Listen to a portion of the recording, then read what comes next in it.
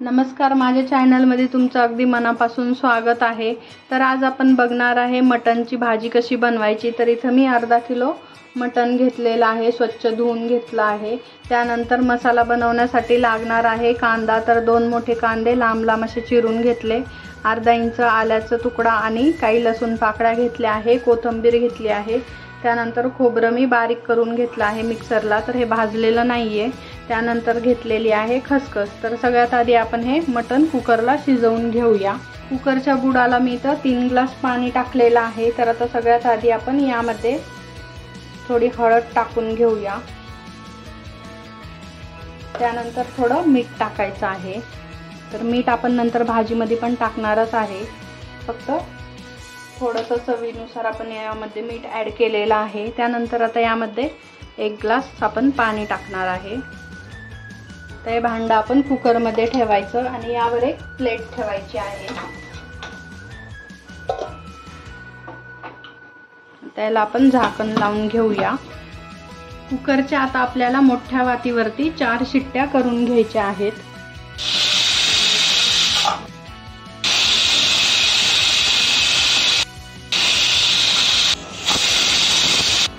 कुकरच्या इथे आपल्या 4 शिट्ट्या झालेल्या आहेत। तर आता आपण गॅस बंद करून घ्यायचा आहे। कुकरची संपूर्ण वाफ जाईपर्यंत आपण मसाला भाजून घेऊया। तर सगळ्यात आधी खसखस भाजून घ्यायचा आहे। खसखस चांगली भाजल्या गेलेली आहे। तर आता आपण एका प्लेटमध्ये ही काढून घेऊया। खसखस भाजून झाल्यानंतर आपल्याला कांदा भाजून घ्यायचा आहे। तर त्यासाठी आपण थोडं तेल टाकून घेऊया तव्यावरती। तर 1 छोटा चमचा मी यावर तेल टाकलेला आहे। आता हा संपूर्ण कांदा छान तांबूस कलर येतपर्यंत भाजून घ्यायचा आहे। कांदा छान असा तांबूस कलर येतपर्यंत मी भाजून घेतलेला आहे। तर आता इथं गॅस बंद करायचा आणि हा थंड होण्यासाठी एका प्लेटमध्ये काढून घेऊयात। थंड झाल्यावर आपण याला मिक्सरमध्ये बारीक करूया। कांदा इथं थंड झालेला आहे। तर आता यामध्ये मी खसखस टाकलेली आहे। तर यामध्ये आता कांदा आपण टाकून घेऊया। खोबरं मी आधीच यामध्ये बारीक केलेलं होतं। त्यानंतर लसूण आणि अद्रक हे पण आपण यामध्ये टाकत आहे। त्यानंतर यामध्ये आपण थोडी कोथिंबीर टाकणार आहे आणि थोडी भाजीत वरून टाकणार आहे। आता आपण हे चांगलं बारीक करून घेऊया। जर गरज पडली तर थोडंसं पाणी टाकायचं। हे पीसेस पण छान शिजलेले आहेत। तर आता आपण वाटण बनवून घेऊया। इथं आपलं भाजीसाठी लागणारं वाटण छान तयार झालेलं आहे। तर यामध्ये मी बिलकुल पाण्याचा वापर नाही केलेला आहे, असंच बारीक करून घेतलं आहे। तर आता आपण भाजीची फोडणी बघूया। सगळ्यात आधी मी इथं कढई तापत ठेवलेली आहे। तर आता यामध्ये आपण 4 मोठे चमचे तेल टाकायचं आहे। तर नेहमीच्या भाज्यांपेक्षा नॉनव्हेजच्या भाजीला थोडंसं तेल जास्त लागतं, तेव्हाच भाजी छान होते आणि खायला पण छान टेस्टी लागते। तर इथं 4 मोठे चमचे आपण तेल टाकलेलं आहे। तेल चांगलं गरम होऊ द्यायचं। तेल गरम झालेलं आहे। तर सगळ्यात आधी आपण यामध्ये खोबऱ्याची पावडर टाकू, कारण खोबरं आपण भाजून नाही घेतलेलं आहे, त्यासाठी सगळ्यात आधी मी इथं खोबरं टाकलेलं आहे। तर खोबरं चांगलं तेलामध्ये परतवून घेऊया। तर गॅसची फ्लेम इथं मी मीडियम ठेवलेली आहे, म्हणजे खोबरं जळणार नाही।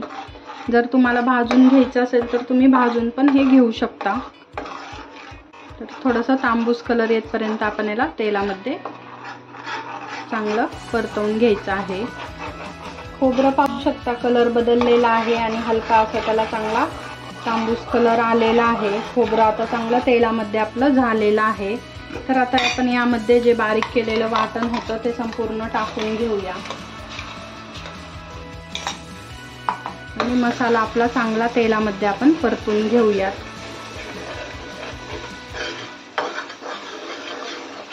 मसाला आपल्याला हा छान असा लो फ्लेमवरतीच चांगला परतवून घ्यायचा आहे आणि भाजीसाठी आपल्याला गरम पाणी लागणार आहे। तर मी एका बाजूला गरम पाणी देखील ठेवलेलं आहे।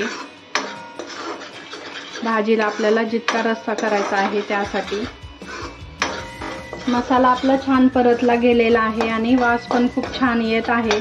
तर आता या स्टेजला आपण यामध्ये टाकणार आहे थोडी जिरा पावडर। तर 1 चमचा आपण यामध्ये जिरा पावडर टाकूया। त्यानंतर लाल तिखट, तर मी इथं लाल तिखट 2 चमचे टाकत आहे। तुम्हाला कसं तिखट आवडतं त्याप्रमाणे तुम्ही इथं टाकू शकता।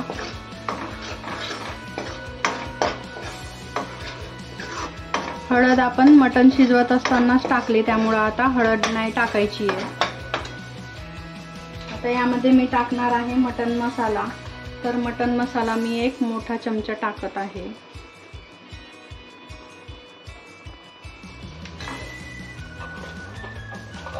आता हे सर्व मसाले छान मिक्स करून घेऊया। सर्व मसाले चांगले मिक्स झालेले आहेत आणि छान परतल्या गेलेले आहेत। तर आता आपण जे शिजवलेले मटणचे पीसेस आहेत ते टाकायचे।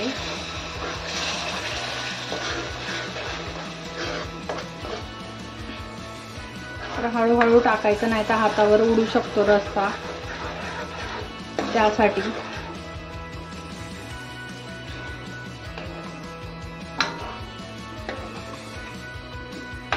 आता जे मिक्सरच्या भांड्याला मसाला लागलेला आहे तर त्यामध्ये मी थोडंसं पाणी टाकणार आहे आणि हे पाणी आपण या भाजीमध्ये टाकायचं।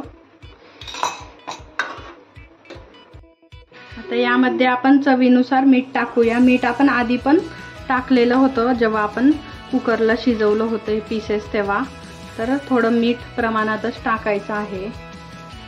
तर यावर आपण वरून कोथिंबीर टाकणार आहे। त्याला व्यवस्थित असं मिक्स करून घेऊया। तर रस्सा तुम्हाला कसा लागतो त्या पद्धतीने तुम्ही यामध्ये पाणी ॲड करा।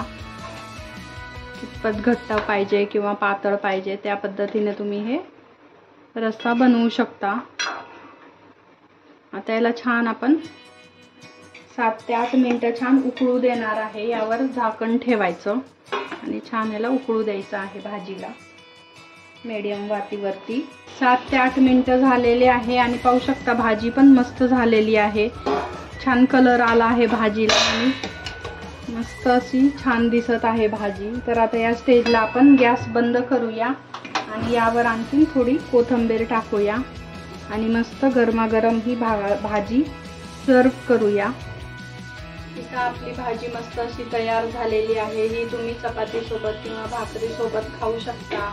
तर कशी वाटली तुम्हाला माझी आजची रेसिपी मला कमेंट्स मध्ये सांगा। आवडली असेल तर लाईक करा, शेअर करा आणि चॅनलला सबस्क्राईब करायला विसरू नका। धन्यवाद।